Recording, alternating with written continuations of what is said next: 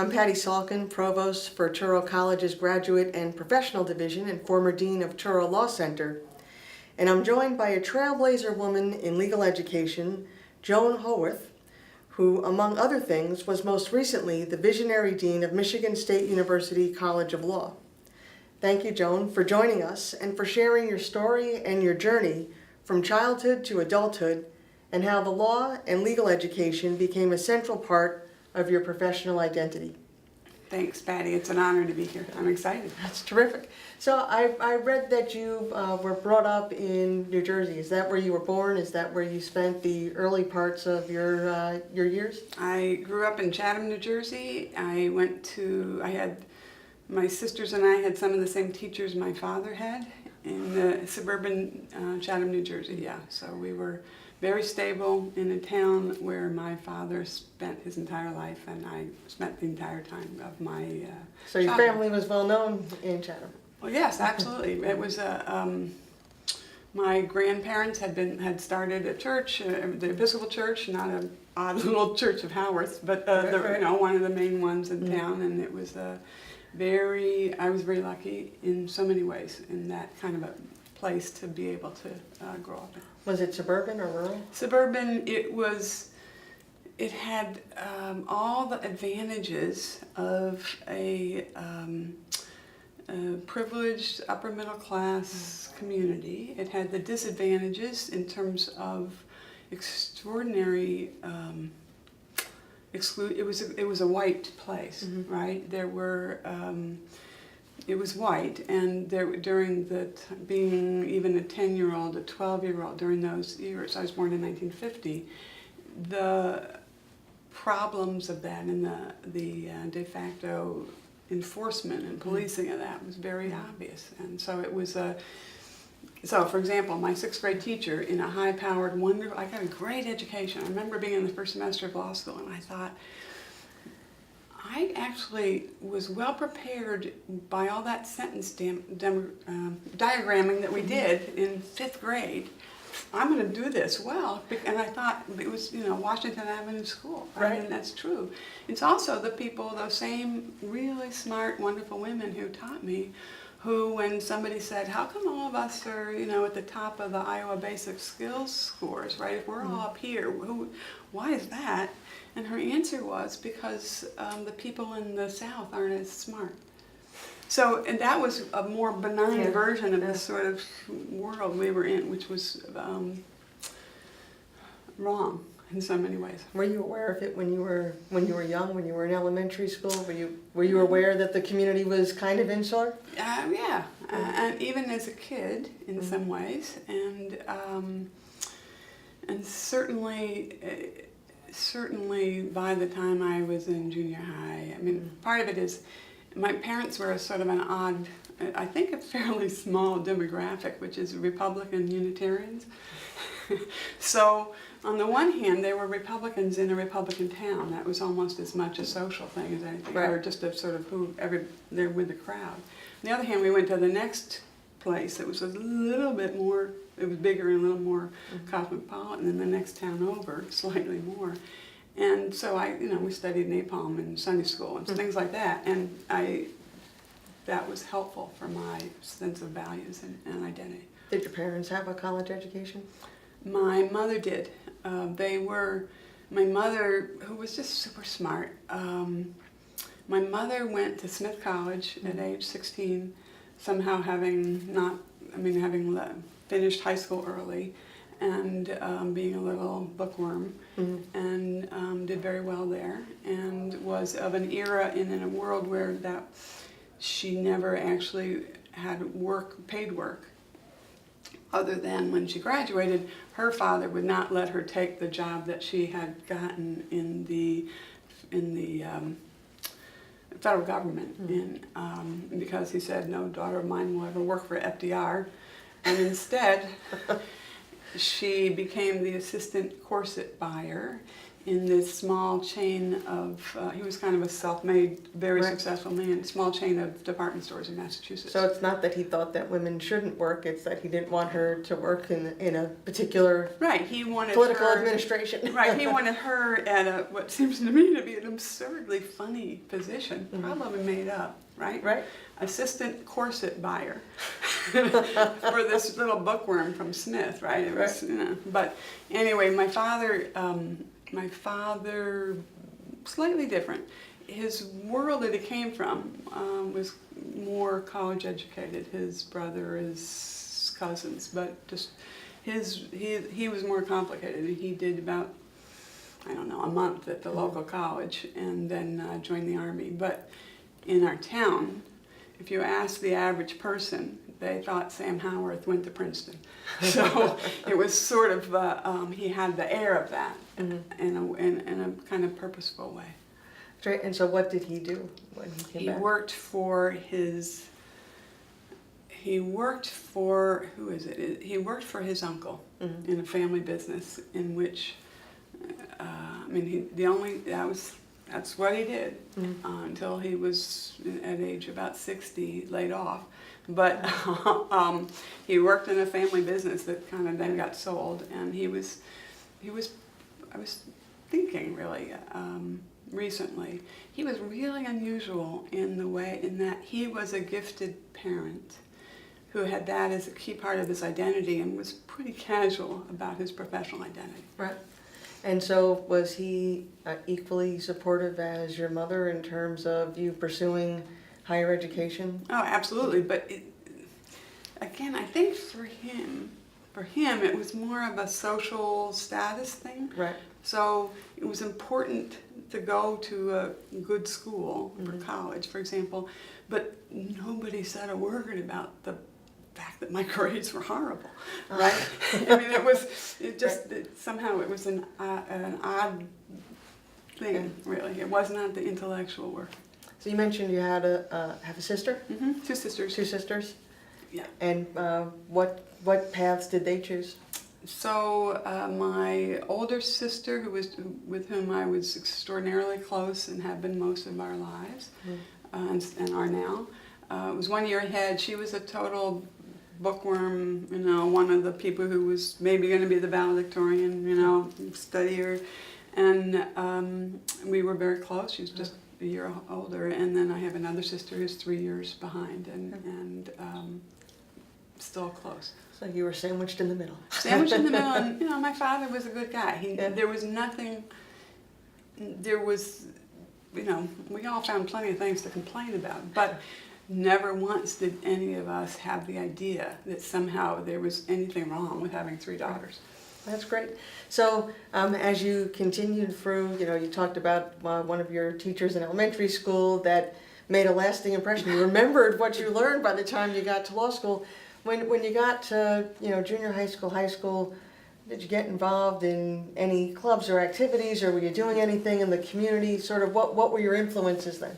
So yeah, I was I was a jock, and What did you play? I played everything. What was there to play, I did it, right? I swam in the summer. I played tennis. You know, local. I was like a star in a tiny pond, right? But I was, you know, in most of the world where I was the best girl athlete, which was pretty much not anything really. And so I did that. I did field hockey, I did basketball, I did tennis, I hated softball. I just found it incredibly boring. I was not fast, but I was everything else I was. And so I just that was a big part of who I was. So were you playing on all women's teams, or were you playing with the boys? No, it was all women, and which is fine and great. And one of my friends from high school, because I did that all the way through, right? I was the president of the GAA in my senior year in high school. Later we realized that one year we had a good basketball team, right? One year we had a pretty good field hockey team. there was never a spectator in the entire career from 7th grade, junior high, through 12th grade, right? If there had been letters, I would have had, a letter for every year and for every sport, right? And 3 letters a year. And then we didn't notice it, right? Nobody noticed it. We didn't feel any problem about it. And then when we were we didn't even notice it when, this is funny, I think. I had a second cousin once removed who was in my high school class, and his father was transferred, and he ended up living with my family for our senior year, and he was on the soccer team, and so and we didn't even notice this at the time, but my mother, as the substitute mother, went to all of his soccer games, right? Because that would have otherwise been, an omission that would have been bad for him, hard for him, right? And meanwhile, there I am playing field hockey and basketball, and nobody came, and none of us noticed the disparity, right? Later, there was an article in the New York Times magazine when I was in college, and one of my basketball buddies, sent it to me, and it was only there because there was a really very important, famous author whose daughter was playing on the Amherst High School team or something like that, and so there was a profile of this little world of our basketball world. That's when we noticed. Nobody ever saw any of that we were doing, and I don't know. I can talk on and on, but that was part of who I was. So I'm just curious, in high school when you were starting to make plans and decide about colleges, what were your influences? Was there the guidance counselor or school, or was it your mom? Well, it wasn't. It clearly was my mother, really, and it definitely wasn't the guidance counselor. I was a basic underachiever. I was a happy, successful, active sort of leader kid. My scores would get me into our version of advanced classes and things, but I would never do any homework until the morning it was due and all those things. So I was pretty casual about it all. And I remember my first sort of explicit feminist, as it applied to me, thought, walking down the high school corridor, and some of my friends, the soccer team was very good, and they were getting offers for scholarships at good schools, right? The men's or women's? The men. No, the men. Okay, yeah. No, the men. There was no. Yeah. This is pre-Title IX. We're just getting clarification. Yeah, okay. You're right. No. One of my classmates, who was like me, a little casual on the focus on homework, got a soccer scholarship to Yale, right? Another one got a soccer deal for Williams. I remember walking down the hallway going to social studies, which I think the big innovation was they were calling it Man in Society. So I was on my way to Man in Society when I had the flash that if I was a guy, I could get a scholarship to Harvard, right? And then I just kept walking, thinking, well, but I'm not. And my mother's family was well educated, and all the guys went to Harvard, and so that was, in my mind, the standard, right? Right. So my guidance counselor, when my parents came in my junior year, what colleges are you thinking about, Joan? And I won't name the college, but I had, I sort of started with low, right? I gave her what I imagined would be my safety school, right? And she had probably just taken a course. I think she was a gym teacher from when my father was at the high school, right? And now she was in charge of my future. So she had just taken a course in like reverse psychology or something. And so my parents and I are sitting there, and they're all waiting for her to say, oh, but you could also think about, something. And she says, Joan, you're not serious about school. Why are you even thinking about college? And in a world, in a high school where 90+% of the graduates, small L public school, 94% would go to 4-year colleges, right? So it was and my father, who was still probably cowed by whoever she was when he was a kid, right? And we all kind of walked out, and we just didn't talk about it for a while. And then I got, so then I got spinal meningitis. Oh no. And so and that was at the first week of summer vacation after my junior year. I was seriously sick. It was a big deal, horrible thing in the town. And I survived. You know, it was a terrible thing and a miraculous recovery. Incredibly lucky, right? But it distracted everybody from that college thing, right? Because it was survival time, right? And drama and just Was it a long recovery? I was in the hospital a few weeks. Wow. And it was very serious, right? So, but then I recovered, and then I made it basically a full recovery. Right. But I did it all summer. And then there were all sorts of issues about, that school, everybody, again, small town. When you have to, when the town has to decide whether to drain the public pool, everybody knows, right? I mean, it was that kind of a little event. I was the only one in New Jersey who had meningitis at the time, or in New York or Pennsylvania. It was crazy, and it was a big event. So the principal, not guidance counselor, the principal basically called my parents and said they thought that it was important for me not to be the editor of the law review and be the president of the GAA, and I forget now. There was something else I was supposed to do.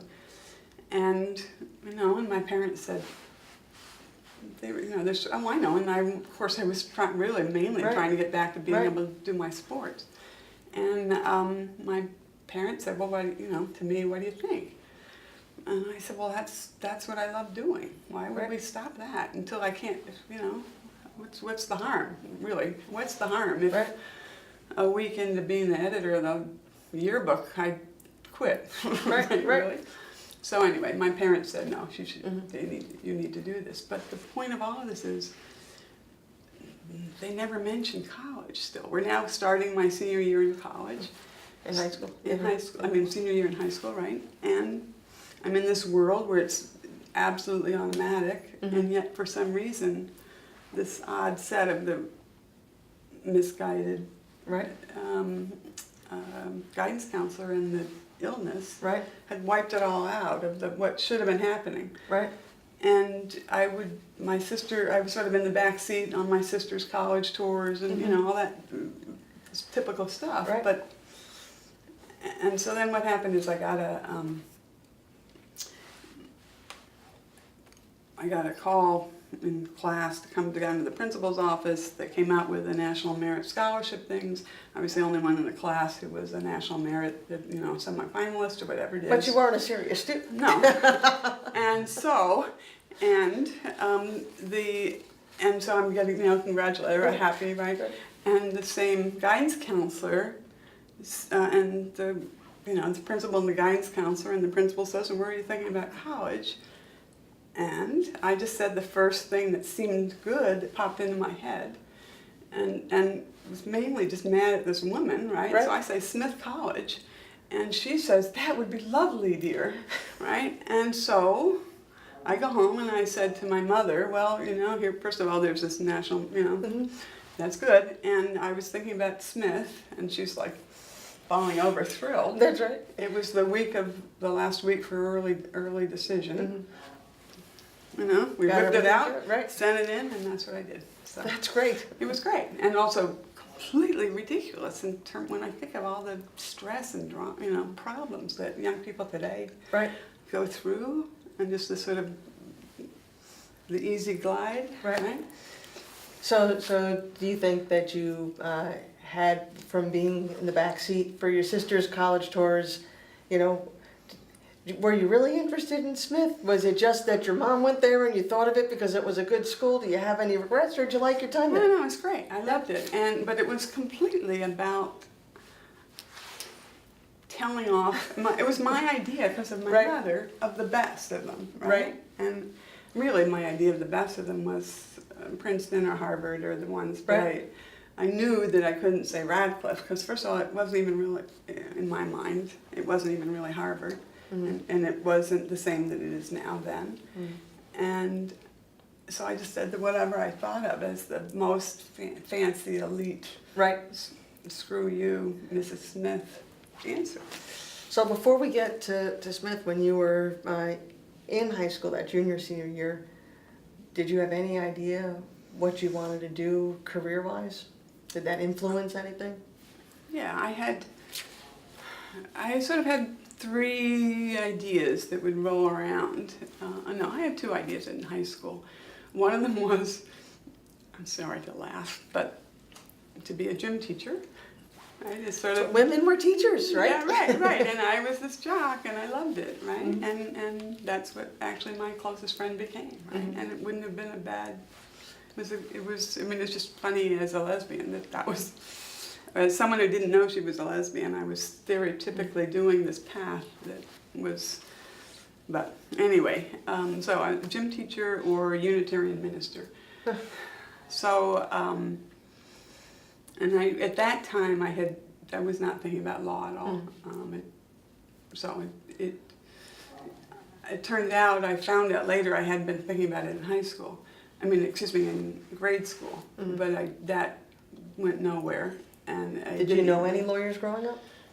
Yeah, so fast forward to when I was trying to decide whether to actually put in my second deposit and go to law school. I was living in LA, thinking about law school in LA, trying to figure out if I was going to go to USC. And I was home visiting my parents in New Jersey. They go out for a party. I'm miffed that I'm all the way there, and and my father, who, as I said, was an extraordinary parent, really. He sort of says, "Well, this will keep you entertained," and he hauls out from his office a box that I've never seen before. That's called Joan's Archives. And it's all the letters from camp, and it's my report cards, and it's all this other stuff, right? That I didn't know anyone ever had, right? That he's been, that he collected, and now was using to be able to go to his party. In there was an autobiography that I had completely forgotten. A 2-paragraph autobiography that I'd forgotten I'd written in the 5th grade. So I read this thing, right? I wanted a guitar for Christmas, and I got a typewriter, and I'm like, and then I wrote a little nasty, I hate this, typewriter, and then I pulled that out and started an autobiography, and it was 2 paragraphs, and the first paragraph was, and this is, I'm thinking about going to law school. I'd recently come out as a lesbian. It was huge stuff. First paragraph was, "I've been a tomboy since before I was born." Okay, and then a stupid little story about something that was the evidence of that. Right. The second paragraph was, "The chances of me becoming a lawyer like Perry Mason are 100%. Wow. And then a little paragraph about that. And this is all true. It just sounds made up, right? Overdetermined or whatever, if it was a script, right? But I'm sitting there at that weekend trying to decide whether to put the second deposit in at USC to go to law school. I've been out of school a while, and I'm reading this thing, right? It says the chances of me becoming a lawyer that I wrote. I had no memory of it until I saw it. So my parents come home, and I said, "Oh, so what's this about? What happened? Here I am thinking I was going to be a lawyer. What happened?" And my mother says, "Oh yeah, you said that. And so we took you to see Mr. Stickle, who was the lawyer in town, who was actually a good friend of theirs, who went to Princeton, right? So we took you to Mr. Stickle, and he said that girls can't be lawyers, and so that was the end of that," says my mother. And, she at least, this is like 1976 by now, right, or 77, I guess I started. But you obviously erased that part of the memory that he said you couldn't do it. Yeah, right, well, it temporarily erased. Right. I mean, it was controlling, right? So I'm thinking, okay, I'll be a gym teacher when I'm in high school, right? Or something. Right. But then it came back, and my mother, and then she said, I guess that was wrong, that we just believed him. But anyway, so. That's a great story. It is a great story, but also, just ridiculous. So you did get to Smith. So I got to Smith, And I was a terrible student, you know. My grades in college were better than my grades in high school. I was an excellent student activist. It was a wonderful time, right? It was 68 to 72. I couldn't possibly have learned more about myself and the world, and I could not possibly have been a less respectful student in terms of the official part of the curriculum. I mean, a total waste. I just think now, well, the things I could have really studied. But it was still a valuable education, even with all of the activism and keeping current. I mean, it was another defining moment in history for lots of people. Absolutely, and I had various jobs. I worked for a wonderful woman. I worked for a woman who was the head of the Quaker social action thing for Western Massachusetts, and she and I would go take leaflets to the induction center in Springfield, and we would do this, and we had actions at the hotel when somebody who made napalm was going to be, I mean, it was, you know, when when we're all on strike, which is that time, right? When we're all on strike, and of course it's absurd, right? Because there's this incredibly elitist, fancy little women's college, right? With, you know, big power fists on sheets out of the windows of this place where we're all still happily getting all the meals. You know? It didn't matter that we weren't somehow going to class or on strike, but the men, the guys from Williams come to Smith and say, you know, we're ready to, we need allies, and we really need somebody to type. And things like that were happening. So there was a great feminist awakening, and at the same time as the anti-war and social justice and racial justice issues. So your major in college? Religion. I was I was maybe going to be a Unitarian minister, right? So I had this, and I thought your grandparents' church was a Unitarian church? Well, that's the whole thing. There was the Episcopal side. We lived in the town that my grandparents founded the Episcopal church, but went to the next city to be Unitarians. Okay. Right. So that was a big part of our identity growing up, is that, you know, this sort of Unitarian thing, and it felt to me as though it was sort of social, practical philosophy, studying religion. It was basically just how people use community to give meaning to life. So that's what I enjoyed thinking about. That's great. And did you double major in English, or? It was just basically a minor. Okay. So, I mean, I had enough credits for it to be. I took literature and religion mainly. And avoided anything. You know, I was there at the golden era of getting rid of all the requirements. So I was taking interpretive dance and, you know, Italian film and lots of literature. And did you have any faculty members that made particular impressions on you or helped to guide your career, or not really? Somewhat. I mean, I had some who I appreciated as being smart. I had some I was just as much likely to get in trouble or sort of be embarrassed when I showed up at the end of the semester coffee at the professor's house, and they said, "I didn't expect you to come since you never came to class." Right? It was like, I mean, really, it was. I really wasted what might have been an extraordinary education, formal education, in order to get what was an extraordinary political education. Did you find it more or less empowering going to an all-women's college? I thought it was great. I still believe in it. I'm still proud of what they do for women. I do believe that. I mean, it's like when the guys from Williams came, right? We were just kids, right? But we absolutely knew, without having, there was not an established movement really to tell us how important it was to send them back, you know, to do their own typing. And that was good. So at what point did you realize that you're really not going to go down the path of a gym teacher and you really weren't going to be a minister? So I was sort of a hippie, really during that era, the student activist. I was busy making bread every week and because I always have to do everything opposite, even as a proud lesbian who's lived my life that way, when I'm at Smith College, I was one of the few students who was actually married to a man, because that was not also really what you did, right?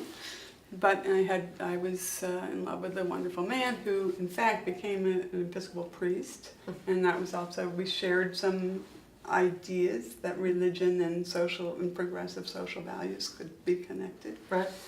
And he went to seminary when we were married, and so I got a whole series of jobs while he was doing that, and crazy jobs. And were these jobs while you were in college or after? No, after college. We graduated together, at the same time, and then he was going to seminary, and that was a strange thing because I was actually a Unitarian, and that was a problem for his career. But they were willing to give it a shot, even after interviewing me about, it's just crazy.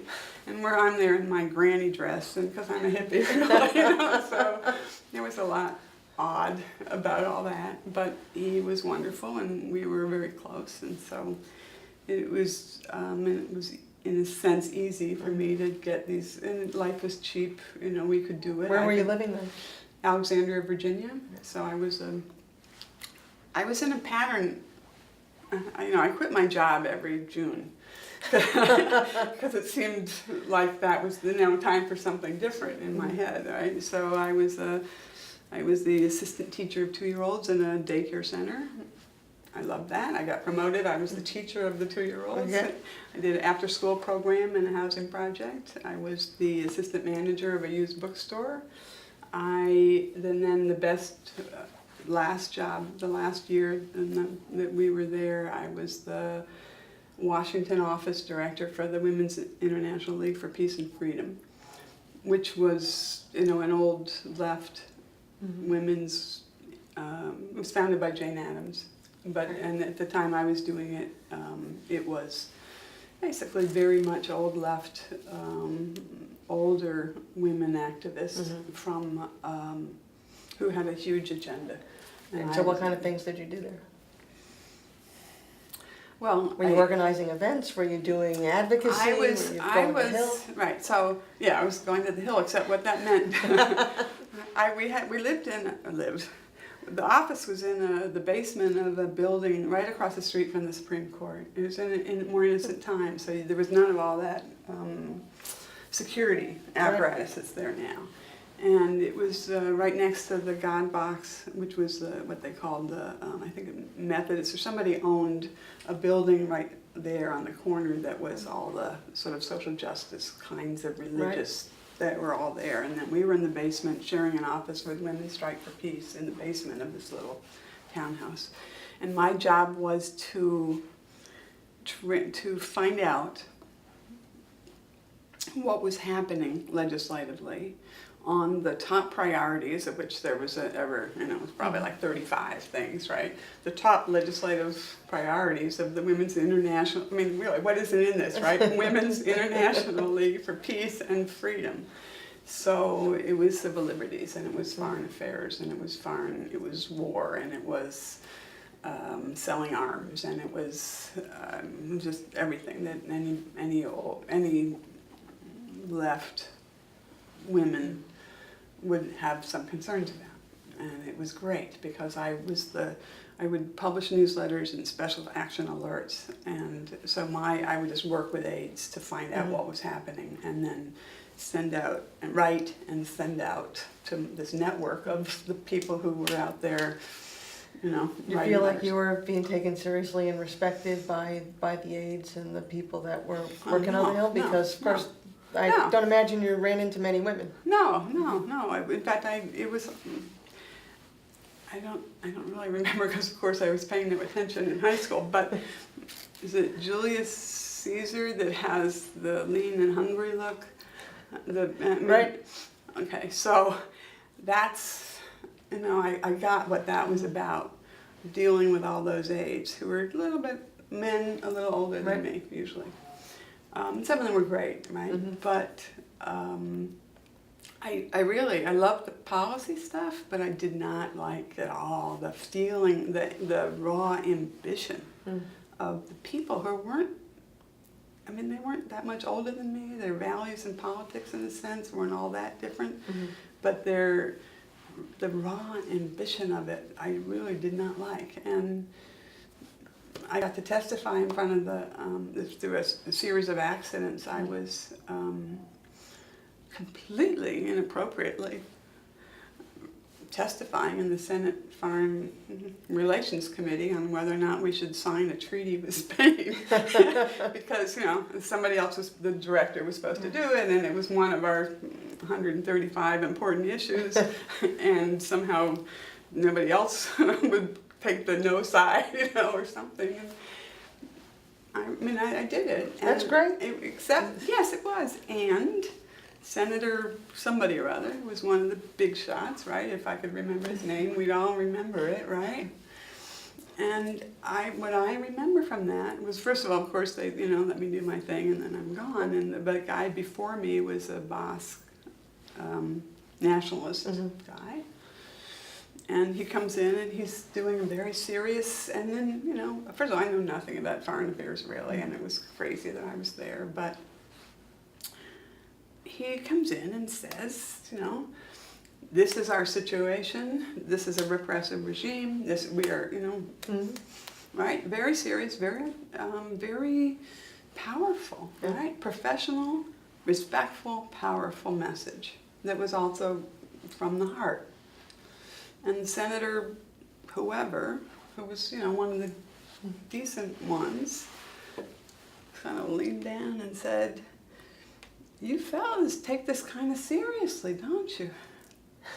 And I'm like, oh my goodness. So again, I learned the wrong things, but I learned. Right. And I learned then that there was just this deep disrespect, right, that was palpable. Condescension, extraordinary condescension, right, from that decent, moderate Democrat, whoever he was, right, towards, it was just, and I don't even know that anyone else in the room other than the man really was, but that's what I remember from that. Right. Well, and maybe we'll get to this later, but I'm wondering if all of these experiences along the way sort of led you down the path of some of the really groundbreaking gender research and scholarship that you've done, because you're making those observations as you go along. Right, sure, I'm trying to pay attention and also notice what happens to me and other things that happen to other people, sure. So what was your next stop after that job? Okay, so then my then husband got a job in a church in LA, I moved with him to LA. He's now going to be working, and again, somehow you could live cheaply then. Well, plus we lived in the church, but he gets a job, so I get to not work. So I think, what are the things I want to do? So I decide I'm going to work with, I have two things I have an interest in. One is a group that was really just, 3 women really, called Women Against Violence Against Women, that I had organized and effectively taken down a billboard from the Rolling Stones on Sunset Strip from when they were advertising "I'm black and blue" from the Rolling Stones, and I love it, with a picture, of course, of an abused woman, and I said, yes, this is important, that's good, and this is in LA. Right. And then the Civil Liberties organization that I worked with, which was, I sort of sought out because in my job managing all these issues, I knew which part of the country Frank Wilkinson, the executive director of the National Committee Against Repressive Legislation, was in, because suddenly people from Omaha, women from Omaha, would be calling and saying, drop everything else. We need to defeat Senate Bill whatever. Right. Because he was a civil liberties guy and who would go around, who was an organizer. Right. And I thought he was the most extraordinary organizer. I hadn't met him, but I thought, and I was not the foreign relations nut, but the civil liberties part felt important to me. So I just walked in and volunteered, and again, things got smooth. I came in as a volunteer, and later that day, he took me to a woman who said she wanted to make a big donation and said, I found the person to be my coworker. She needs my same salary, it's all subsistence, right? And she says, oh, how lovely, and I have a job, so it was great. So that's when you started fundraising. Yeah, right. And I saw that if you could fundraise, you can do That's what you right. want. That's great. And so what other kinds of issues were you working on at the Civil Liberties Union? So it was, that had been the National Committee to abolish the House Un-American Activities Committee. Okay. And Frank was a hero of that world, Right. who had taken the First Amendment instead of the Fifth under the advice of Alexander Miklejan as a challenge to HUAC and gone to prison, losing 5-4 in the U.S. Supreme Court. And he was the guy, right, who I just knew of as this organizer. And so I had, I was sort of the right-hand person on a set of issues that then it was Senate Bill 1. It was civil liberties issues related to criminal justice legislation. Right. And from the Civil Liberties Union, did that re-spark or rekindle any interest in law school or legal education? Yeah, then I said, okay, actually, I probably should go to law school because what I'm doing is translating the lawyers are saying what this all means, and I'm writing it into pamphlets and public stuff. So if I just went to law school, no idea I'd ever practice law. Right. I'll be a better civil liberties organizer if I can do that. I can get further back to the base, the beginning of the chain. Right. And so were you still married at the time? Part of it I am. Part of it I'm falling in love with a woman and having a revelation and becoming divorced and becoming a lesbian and becoming immersed in a lesbian community in Los Angeles. So, and all that's happening that first 6 months of LA. And so then just going back to what you were talking about before, so then you go back to New Jersey to see your parents. I have no money, I'm trying to deal, everyone's freaking out. This is right after the divorce. After the divorce, this is my first trip home after the divorce. This is why I've been a tomboy. I mean, it was all just so funny, and memorable. And that's really why I was law school, right? I was so unsure about whether that even made sense, partly because I was in this other little world, right? And I had the little savings that was sort of what happened financially at the end of the marriage, and I was so unsure, this will make you laugh when you think how flaky it is. I was so unsure that I had like $4,000, which was really, it had been an inheritance from my grandfather, my mother's father, and put $3,000 of it down as tuition for the first semester of law school, purposefully not filling out any financial aid forms because of my privileged background, really, but also because I thought it would be unfair for me to take scholarship money when I didn't even know if I would come back the second day. So instead, I take my money and then I show up, and I actually liked it, the intellectual part, and I made an appointment with Larry Rayful, who was then the Dean of Students. I made an appointment in about mid-November for half an hour after the end of the last exam in the semester. Forgot about it all. Did the studying. Went into Larry, Dean Rayful, and said, I didn't apply for any financial aid because I didn't know whether I would like it, but I actually really do, and I wonder, but I don't have any more money. and it's the end of the semester. I mean, I'm gliding through this flaky person who got lucky over and over and over. And he said, you remember Peter Frampton? Yeah. Okay. Well, he didn't say you remember. I'm saying, do you remember Peter Frampton? He said, somehow, he says to me, he didn't say, you are so flaky and irresponsible that I, no, he said, well, as it happens, DeAnthony, who I knew to be both Peter Frampton's manager and the person who essentially created Peter Frampton's career, and the father of one of my 1L classmates, made a significant contribution in the spring, or Right. and we haven't allocated it yet. So, Lucky. I mean, again, this is crazy. I never paid another cent there. So is that the only law school you applied to? I applied to UCLA and USC, and those were the only two. UCLA sort of said, no, thank you. USC said, yeah, please. So there I went. So you were drawn to the West Coast after having been in New England and... Yeah, it was great. I love California. I love the West. Right. That's great. Yeah. And I was so lucky that all those people made it possible. And so you went from an all-women's college to obviously a mixed-gender law school. What was the gender situation in law school? Were there noticeably a lot of other women in the class? Not other women in the class? Any female law professors? I mean, what was the situation like at that point? The situation was, I would say it was just beginning, at least at USC, of a significant number of women students. The institution had not yet adjusted.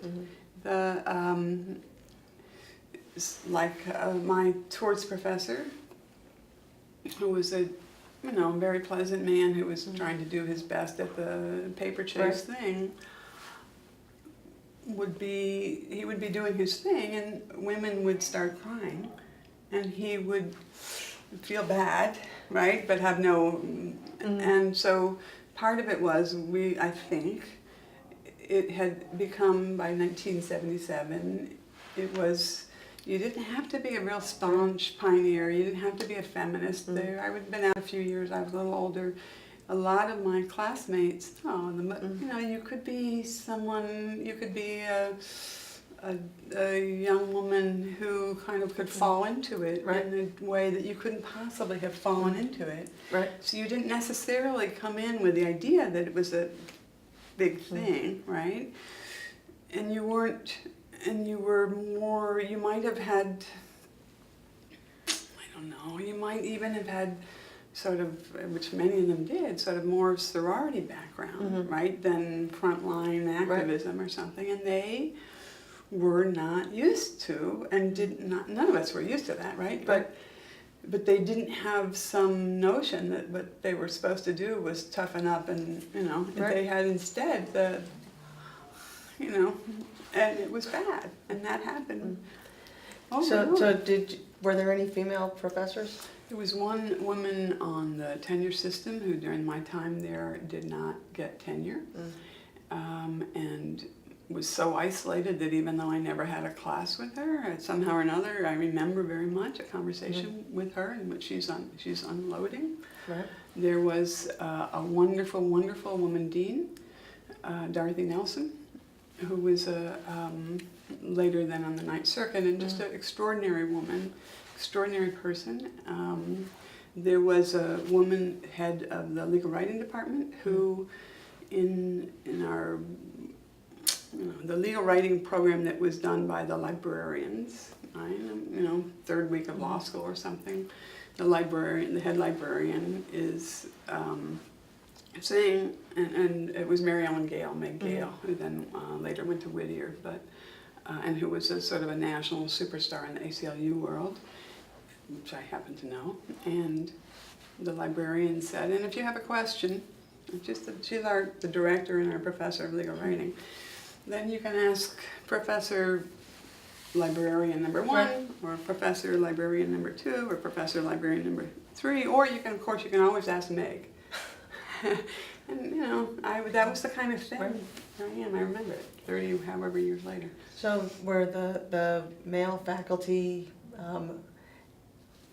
receptive or welcoming to the female students? I mean, I know that you said the female students maybe didn't always take the questioning or No, the the style but, of pedagogy clashed and that then softened. Right. Right.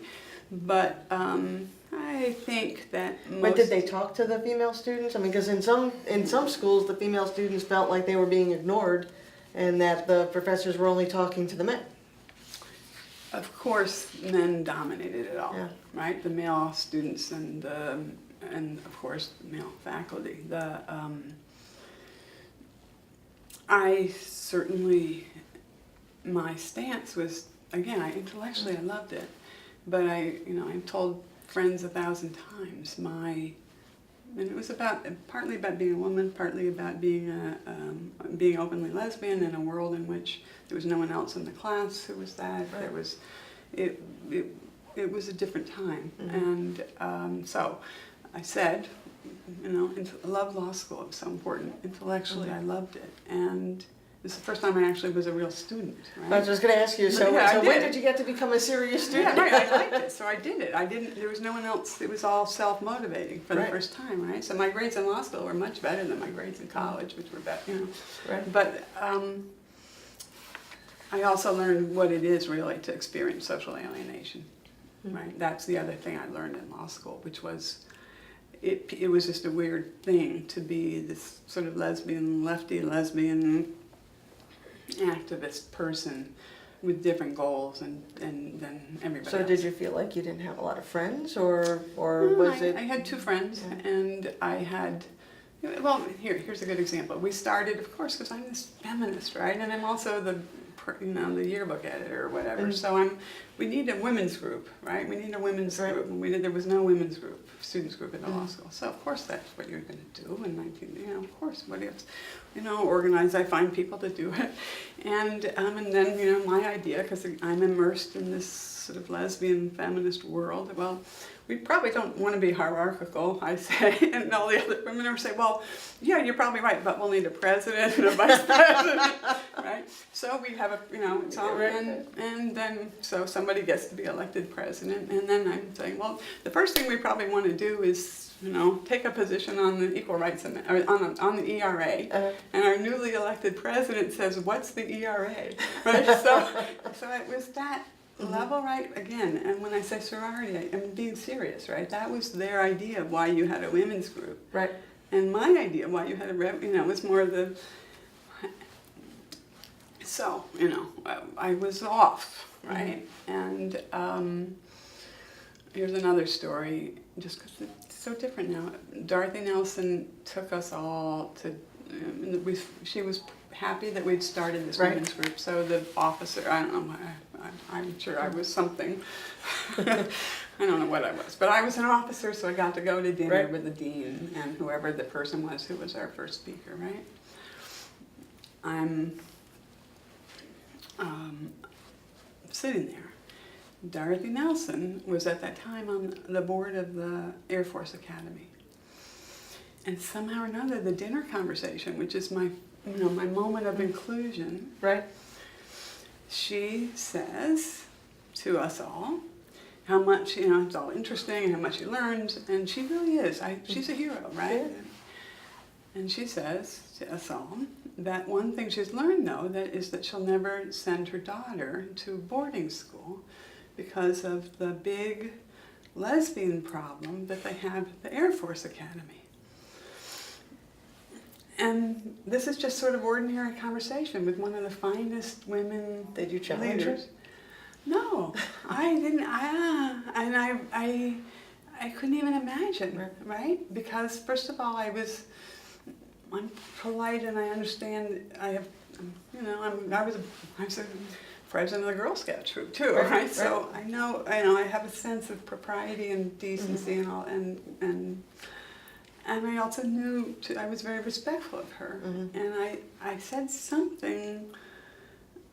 I tried to say something that had something to do with the fact that, but it came out backwards, right? Because it sounded it sounded wrong. But anyway, I tried to say women who, I said something about women who understand that they're unlikely to be able to rely on the husband's salary are probably especially attracted to the Air Force Academy, right? Except that meant, it sounded like I was saying, so it's safe for your daughter to go to boarding school, which is not what I wanted to say, right? And I couldn't ever say, wait, what are you saying? Because what she was saying was so ordinary then. I mean, it was still a felony, right? There was the sodomy statute. There were some states when I was in law school which if I had disclosed lesbian identity, I wouldn't have been through character and fitness. There was it was Anita Bryant, remember all that? Right. And the Briggs Initiative in California. That was why I was in law school. Right. I was out there with the lesbians in law, which was the lesbian lawyers in LA, which was 12 women. And I would come back from the little organizing meetings and put a thing up on the bulletin board, right, for the next Briggs Initiative thing. The longest that this is LA, right? The longest that any of those little flyers ever lasted, that the student community could even imagine allowing it to be on their bulletin board was half an hour. That was the world. Was it ever discouraging to you, or was it just the passion for the cause and doing the right thing that just kept you going? I was confident they were wrong. But also, as I said, it doesn't feel good to be so off. And then I got encephalitis, and so I had an equally serious thing like the meningitis, and I was seriously disabled from the middle of the spring semester, my first year through, so that I became a lefty disabled lesbian in the law school community, and that was... Were you able to finish the semester, or did you have to take time off? I should have taken time off, but I didn't, because I might have, the social issue, I was going to transfer to the People's College of Law or something, you know, because I was, but then when I got sick, I couldn't do that. And so my whole career is basically because I got encephalitis, was paralyzed, couldn't move, and was in a place of privilege that figured out a way to take care of me. And they didn't know how bad it was. I had to, my torts professor, right, the nice guy, I still give my donation, even though I was highly critical of him as a teacher. I give my donation to the law school in his fund because he was the dean of students, or no, he was the academic dean, right? Larry Rayfield was the dean of students, and I was trying desperately to somehow salvage the spring semester my first year so that I would not, really, so that people would know that I still, I would know I still had a brain, because it was a brain illness, and it's a significant, I couldn't really talk well and all these other things. So he said no, I couldn't do it, but he had been my torts professor. I knew he had to see me if I came in about my grade. He let me, and so I made an appointment to go over my torts grade, which, and he sat there going, oh, nice handwriting. And I sat there saying, with a walker and not talking very well, I want to finish, I can finish, it's good for me to do it, you're the only one, you need to convince this, in a very polite way, you need He finally said yes, he would try. He would talk to my professors about letting me take this thing later. I got up, leave, and it was pre-ADA, so the door had a knob, and I couldn't open it. I couldn't open the knob and get out. So I didn't. It stuck. So I'm just showing him how ready I am. And the truth is, at that time, I couldn't read yet. I couldn't really talk. I couldn't walk. But I still convinced him, and I took my exams in July, and then basically it was crazy, and so I collapsed into the next semester off. So while you were in school, you still were doing activist work.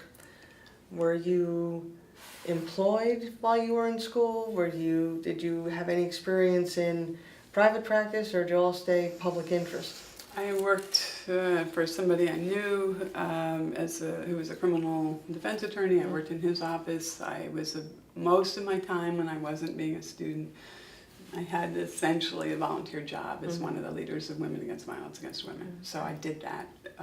I had assumed I would stop, but it was important to me, so I figured out a way to keep doing it. So what was the balance of your life sort of inside the law school as a law student versus outside in the community, getting involved in these important issues? Well, I was trying to, I was trying to take advantage of this opportunity I had and the world that the two worlds that I was in. So, for example, when I was, invited to law review, I went over to the Gay Community Center, which had the one lawyer in California at that time. No, there was also a gay advocacy thing that had just started in San Francisco. They had a lawyer at the Gay Community Center. I went over to her and said, so what are the issues, right? And from a list, so she said, and I wrote an article or a note on gay prisoners. And so it began. Yeah. Which the editors didn't want to publish. But they did. But they did, because all the people who were doing it in order to get their job at O'Malvany and Gibson got their jobs and didn't finish their notes. Right. So mine went Well, to the top. and that research and that work has been cited as pioneering work.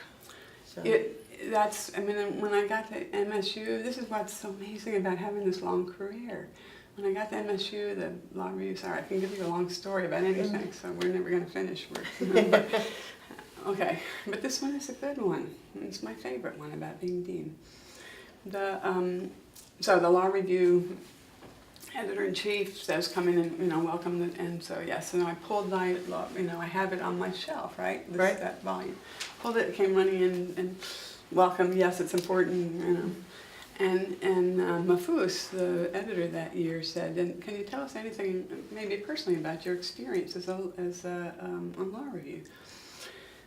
And I'm a new, openly lesbian dean in a large Midwest very moderate law school in 2008, and I thought, yeah, okay. And I told them the story that I had written this thing. That's the same story. The editors didn't want to publish it. They kind of were stuck, and then they had the idea that maybe I would change the title, get rid of the word gay. This is all true, right? I said, oh, hey. And I said, no, it's actually about gay prisoners. They said, but it's so much more.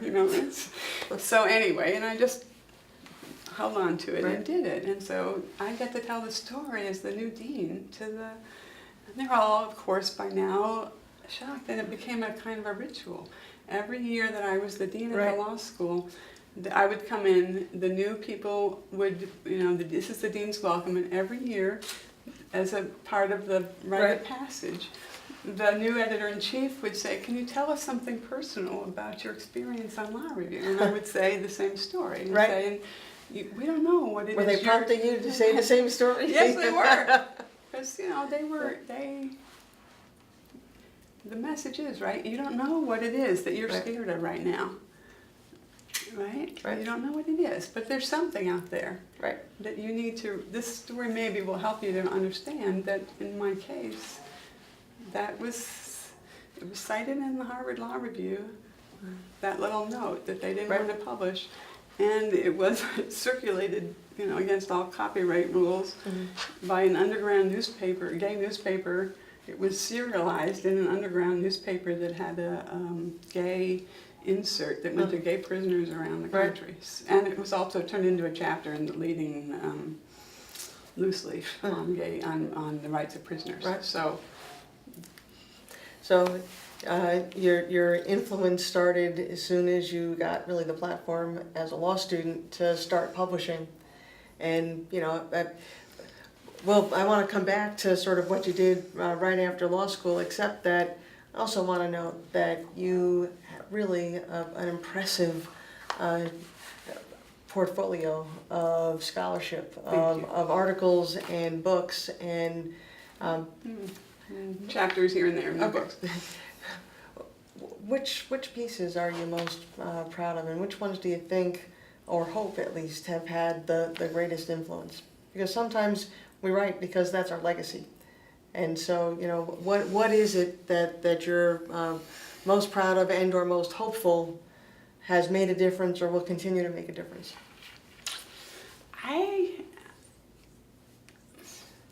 I think that I am pretty self-indulgent in my scholarship, and I write for self-expression.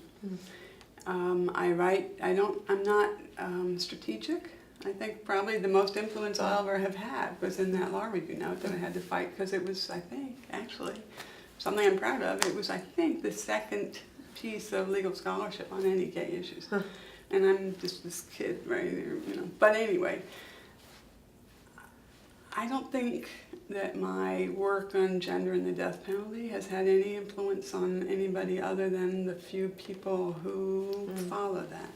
I'm not sure that the piece I did on lesbian legal history in the bars in the 50s in California, I didn't do it because it really would have an influence. I did it because it was interesting to me. It was I had a platform to do something that nobody else really cares about. So that's the idea. My piece on law and Liberace is the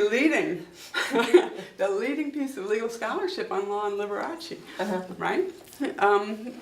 The law and Liberace shelf has nobody else on it, right? I do that not because it's going to really, I do it because it's a sort of an empty space to fill, and for some, and self-expression more than actually. I don't write for courts. I don't even really write for law professors. So if I happen to do something that somebody notices, that's good. Well, that's good, because I think you pick important topics and you raise important issues and views, and you never know when it's going to be picked up and influence somebody else in their scholarship and take thoughts to other places that hopefully will build upon the work that you did. So if we can just go back to, you're finishing law school now. I'm finishing law school. And what happens when you graduate law school? So I was lucky. I had the idea, and I mean no disrespect to us as law professors, but I had the idea that I should become a law professor because I thought I would be good at it, and also because I still had serious health issues and I knew that I could manage the. So I applied for two, sort of the legal writing fellowships, the one at Chicago and the one at Stanford. That was the two sort of possible ways for me to get into this, and got the one at Stanford. Didn't get the one at Chicago, really having to do, I think, with discrimination related to my health. Not my, well, they didn't know I was a lesbian, but the person who needed to make that recommendation felt it important to mention my brain illness. So that was the end of that. But luckily, I didn't need that person to do a recommendation for Stanford, and I did that. I was going to go right into teaching. I actually signed up for the hiring thing and got some. And then I thought, I'm perpetuating what I didn't like. Haven't ever practiced law. What am I doing? So I decided that I should at least go do some decent work for a while. Was an appellate public defender for a couple of years. Got laid off from that. Became a research attorney for a California appellate judge. From that, got a job at the ACLU. Did that for 5 years, and then went back to thinking about teaching. I was too long. I tainted my potential professorial career by having a dream job at the ACLU. Right. And staying there. But you always knew you wanted to go back to teaching? Yes. I didn't know that I would love teaching, but I thought I believed I had a voice. I knew. My experience was that I would be able to do that work well and make a contribution in some sort, broaden what was being done. And by the time you went back into legal education, were there more women then? Do you think that the path was getting a little bit easier, a little bit more? Yeah, absolutely, absolutely. There were more women. I was very lucky. I mean, my first, again, I am not strategic or careful, Carmen, my partner, and I were in LA. We had been in Oakland, and then we were in LA, and then I had a bad day at the ACLU, so I said, sure, take the job at UC. And when we moved back to Oakland, and I didn't have a plan, right? I was sort of the trailing spouse, if you will. But I had an idea, okay, now's the time for me to be a law professor, except of course it has to be in the Bay Area, and it's February. So, I knew nothing. And I was going to be my plan B was to go get a doctorate in rhetoric at Berkeley, which, I hadn't taken the GRE or anything else. It was just sort of an idea. I was very lucky. I sort of stumbled into being a visitor at Davis because the person who was supposed to be substituting for Jean Love, the visiting professor, suddenly wasn't coming back, and I had met her and Pat Kane at a lesbian wedding in LA, and so somehow or another the combination of that connection and that they had this letter from this ACLU lawyer saying I'd love to be a professor, and they suddenly needed a professor. It was the beginning of my career. And so what was Carmen doing at the time? She was a during our time, by then when we got together, she was an attorney with the Mexican American Legal Defense and Education Fund, and then she moved from that, and when we moved to LA, she was an attorney at the Western Center on Law and Poverty, a backup center for legal aid, and then she moved and was in the office of the president of the University of California, directing affirmative action programs. Okay, so paralleling activist careers and then education careers. Right. That's great. It was great. We were incredibly lucky. We were this sort of odd little public interest lesbian power couple. So you start your academic career, you start as a visitor. What was the feeling in the school at the time in legal education with women on law faculties, with women in the classroom? Were there support networks that were being built like what you built yourself at USC? So it was a very vibrant time for feminist legal theory. And so there were networks of feminist women in the legal academy that I was already, even at the ACLU, somehow connected with. Women at UCLA and mainly, and there were people like Jean Love had established themselves. Susan French there were a number of women who were there. On the other hand, it was pretty much a shock for me coming from the ACLU with this completely naive notion of what any academy culture would be. I was in this job with incredibly vibrant, vital, exciting, difficult, challenging work, right? In an atmosphere with the best lawyers in the world, with a mission and with an idea that we could take on anything and should, right? And Davis was at that time very different from what it is now. There were wonderful women there, and my reflection was that they weren't exactly thriving. Some were, but not really. There were women on the faculty or women on students? the faculty. Okay. There were women students who were probably doing better. The gay issues were. There was a horrible homophobic incident that happened from the student body. Adrienne Rich had been the poet. Adrienne Rich was doing a reading in Sacramento. Somebody posted a flyer about it, and law students made a parody of it that said,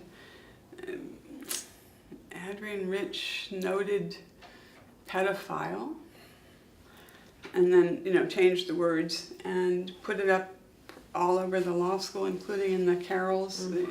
Davis is a wonderful school. They have, each individual student has an individual carol that's theirs, right? So they decorate them and they have all their stuff and they're known who's where, right? At that time anyway, 24 access to the building and all this. These things popped up in the carols of the people who were thought to be or were gay. Huge brouhaha. the wonderful leadership, which included Marty West was an academic dean. Immediately on the post, anyone with information about who did this, let us know, because we need to take disciplinary action. And the whole thing turned into, with the faculty and the students, a big debate about whether or not there was any ability to, whether this was really a First Amendment free. And I had just come from the ACLU, and I knew that even at the ACLU, if this happened in our community, the harm, would be the first thing that everyone was dealing with. And here I am in this law school community. The first thing that that became an issue of fairness to the unknown, accused. Whether or not they could possibly be disciplined for this. When, in my mind, they could not be disciplined for putting something up, even however obnoxious, on the notice board. But targeting individual students was a kind of purposeful harassment. And yet there were some things like that happened that made me not feel entirely happy about the culture there. So did you find yourself in a position to sort of take a leadership role from the education side on some of the LGBT issues at the time, or were you in the background, or were you in the forefront? No, I was the lesbian. So a couple of examples of what it meant. I was treated really well. I could have stayed there, and I would have had a career. I'm just going back to the dean at USC when you didn't, speak up as much, and then wondering now that you're in the position of authority. Okay, so of course I found the gay group at that time, again at Davis, met off campus purposefully, right? It's all a big secret thing. They organized a teach-in. There were a number of other things that happened, but they had a teach-in about I led a session during classes. I don't think it was during my class, but it was a sort of oppositional thing in some ways, and not entirely welcomed by the faculty. A little thing about gay and lesbian issues out on the grass, that one of the senior guys came to and sat for. I mean, he wasn't an ally. He didn't never say he was an ally. He didn't say he was interested. It was just, watching and watching this and looking and seeing which students showed up in this little brave group. One of my good friends had. And this is just, again, it's changed so much, and I only remember these things, so I remember it wasn't always this way. One of my good friends on the faculty had a research assistant that she didn't need, and I needed more than I could, because I was still actually doing death penalty work for the ACLU. It was crazy, so she said, I'm this person who's assigned to me, she can do the work for you. So they arranged it, and then she told me, and I did tell her, I thought I should tell her that you're a lesbian. This is, my closest friend on the faculty, right? And it wasn't entirely wrong, right? Because if this person was assigned to be my research assistant and then was upset by that could have been a big, it would have not been good for me, right? Or her. But still, I'm just saying, this is the world, right? I wouldn't believe that now, except it happened. Right. So through all of your travels in legal education, what got you interested in pursuing a deanship? It's the same, I was the president of the Tri-High Y in 12th grade, right? It's the same. Yearbook editor, Girl Scouts, leadership positions. Right, captain of the, I love law schools. I believe in law, or in legal education. I believe in our project. I am an institutionally minded person. I am, in some ways it's not that different from being a Unitarian minister to be the dean of a law school, right? You have a platform, and you're building community around some shared values. That's important. So, what were the things that you are most proud of in terms of your accomplishments in the dean position? Well, unlike almost every other law school, we actually brought down our average student debt significantly. How did you do that? We did that through, you can tell I don't know how to make a medium story medium, and they all become long stories. I was very concerned about debt issues when I was thinking about a deanship and leaving a very inexpensive public school. I looked at the debt at all the schools and only looked at places that I thought had reasonable debt. Okay. This is in 07. Right. It turned out, much to the ABA and mine and the university, it turned out that the MSU reported data was incorrect because the university had, the University Financial Aid Office had made a big mistake in failing to include Grad Plus. So I was lured under false pretense, right? So it turned, we weren't really that bad, but we weren't what I thought we were, right? And so, so we did a study of our last 15 years of graduates, and we found out some serious issues, mainly that most of them regretted deeply that they hadn't taken more seriously when they were in school. And most of them were doing fine, but not all of them, right? This is before. So I worked with a really talented admissions dean and a wonderful, long-established financial aid professional. We reversed the ethic. The long-standing ethic has been to help students get services. Cost of attendance down and everything maximum. credit What they can management. get is what they were sort of in the culture of. Right. So it was things like introducing a thrifty budget to 1L. I mean, I of course wanted to all do it immediately, and they were smarter and said no, for 1L and then 1L and 2L. The first year we did that with the 1L class, their average debt for that year was $8,000 less than it had been the year before. We had financial aid as part of our orientation. We had them. It just trying to make it. Have our students be as aware, as informed and responsible. I actually counseled applicants to reconsider based on the huge debt they already had. And that, why not go out and work for a while? Right. So that it takes a village. Right. It was a lot of little things. So one of the things that you made the news on was I'm going to call it entrepreneurial technology for both legal education, but in the practice of law. And there was a clinic or a space, an institute that you supported as dean, and you were really looked upon as one of the pioneers then, which wasn't so long ago, but now it's mainstream. Right. Yeah. Right, so we lost our competitive advantage, but that was exciting. It was a great opportunity, and it was, I know nothing about computer science. I know nothing about the business of law really in a sophisticated way. I never even practiced in a law firm, unlike almost. But I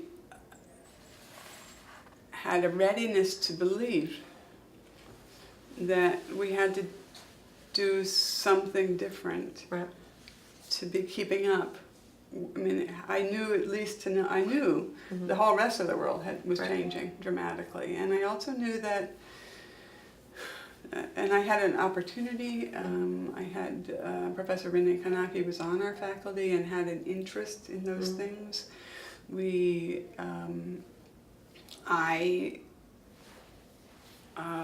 sort of, in a sense, I'll say, took a chance on hiring another incredibly important, influential law professor now, one of the thought leaders of this, Dan Katz, who has a PhD in political science, which is related to computer science and all these things. And as soon as he convinced me that the fact that he had never practiced law did not mean that he was going to go off on law, but that he could direct that interest and talent to how law is being practiced and how legal services are delivered, then I knew that that could be a great hire for us. And the combination of the work that both of them did, and then Dan Lina, who was essentially Dan Katz's successor, another hire. You have to, it's unleash and protect. Right? You don't need everybody to think it's important. You just have to unleash people who have particular talents and do your best to protect them. Right. So you stepped down from the deanship, and now you have gone back to your prior school. Back on the faculty at UNLV. UNLV, having a wonderful time teaching torts. And you're involved in issues still of legal education reform, and licensure reform, the way that we license lawyers. And we have about 5 minutes. I got the 5-minute sign a couple of minutes ago, but so what does the future hold for Joan? Where are your priorities and your energies focused now? And looking back on really a wonderful, remarkable career, you've been a role model for so many of us. What do you want to say to other women law professors, to women lawyers who will be seeing this interview, listening to it? What advice do you have? What advice do I have? I think that we operate in law and in law schools and the academy in sometimes pretty rigid, very hierarchical, obviously, in both directions, right? Cultures, professional cultures. And what I believe is that the main work of a dean, I said unleash, right? Unleash people's passions to do their best work. I really believe that women in our profession have sometimes an opportunity to in a sense, reinvent what the opportunities are. And without, the boxes weren't built for us, but they don't do anybody any good. And our best work comes from our own values, our own heart, not trying always to be angling to do the thing that senior people want, because that's not our best work. And the privilege of these amazing jobs is to unleash your talents, right, as much as you possibly can. And I think that that's what we see, all these amazing and talented, our law students, male and female, are extraordinarily inspiring to me, because many of them understand they're in a time, an era of challenges and opportunities, right? And there's where's the complacency, right? For somebody who's been railing against complacency most of my career, well, we got it, right? It's gone. But people will remember when it comes around again. So really, it has truly been an honor for me to You're speak very to generous. you. From the heart, the woman with the greatest heart and passion. Joan Howarth, thank you very much. You really are a pioneer in the legal profession and legal education. Thank you. Thank you. It's very generous.